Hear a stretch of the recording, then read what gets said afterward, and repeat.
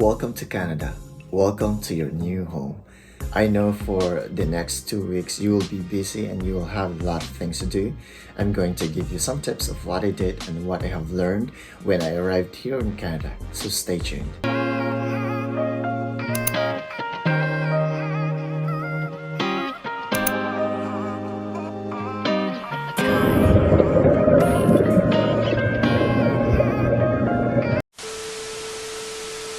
Hello everyone, welcome to my YouTube channel. For today's episode, we're going to talk about the things that you need to do in the next 2 weeks when you arrived here in Canada.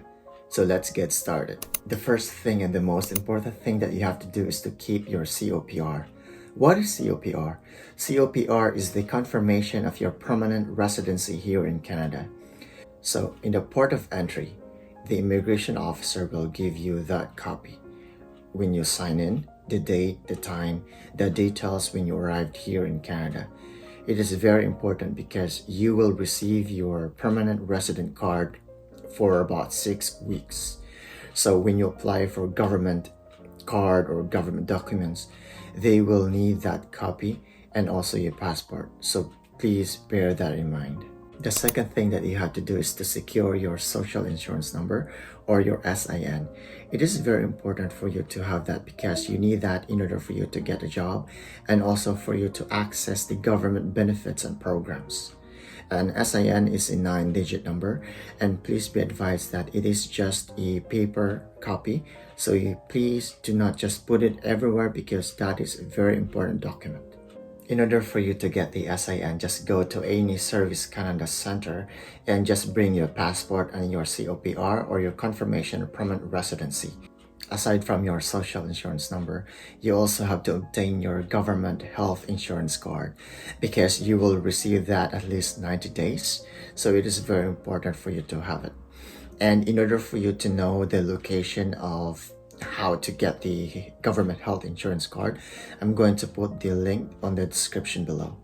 The third thing that you have to do is to change your address online. It is very important for you to update the immigration on your address because when you apply for your permanent residency card, it will be sent to your address. And the link of how to apply for a permanent residency card is on the description below, and also on how to change your address online. The fourth thing that you have to do is to visit any immigrant servicing organizations. These organizations will help you settle in. It's like a community service. It will help you find a job. It will help you look for school of your child. It will help you to get to know about your community. So I'm going to put the link in the description below in order for you to find those community services because it's very helpful. It's like free, and it depends really on your status here in Canada. So just take the opportunity. Alright, you've finally applied for the government documents. The next step that you have to do at number 5 is to apply for a phone plan. We have prepaid, postpaid, and bring your own phone. It depends on your budget, and we have a lot of options. So in order for you to get one, just bring your passport or any documents pertaining your status here in Canada, and they will check somewhat a soft or hard inquiry of your credit score. I know you're new here in Canada and you don't have that credit score yet established, but there are a lot of options and there are a lot of offers from new immigrants here in Canada, so you don't have to worry about it. When I arrived here in Canada, I was able to get an offer like unlimited call and text to the US and in Canada. So it was really a great offer until it lasted for about 2 years. The next thing that you have to do at number 6 when you arrived here in Canada for the first 2 weeks is to open a bank account. Either it's savings account or a credit card account. When it comes to your credit card, the limit is about from $500 to $1,000. It depends really on your bank that you are going to choose. And it is very important to bring your COPR or a copy of your confirmation of permanent residency and also your passport.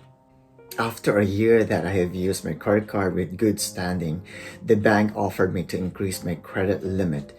Why is it important for you to have a credit card? Well, as a new immigrant, you're trying to establish a good credit score.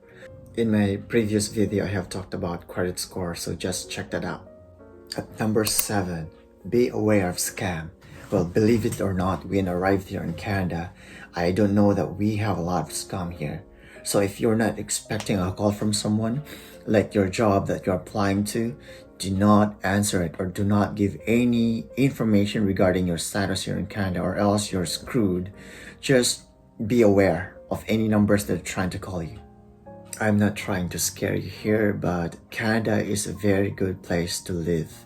And every good place, there will be a bad people. So just be aware of your surroundings. At number 8, so you've prepared all your documents. It's time to find a job.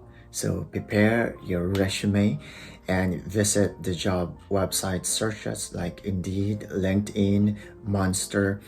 And just be aware, you don't have to prepare like 2 pages of your resume. Just 1 page is enough here in Canada. At number 9, try and learn the public transportation here in Canada. If you want to use Uber, just download the application in your mobile phone. We also have like buses and subway station. For the buses and subway station, we have daily, weekly, and monthly passes.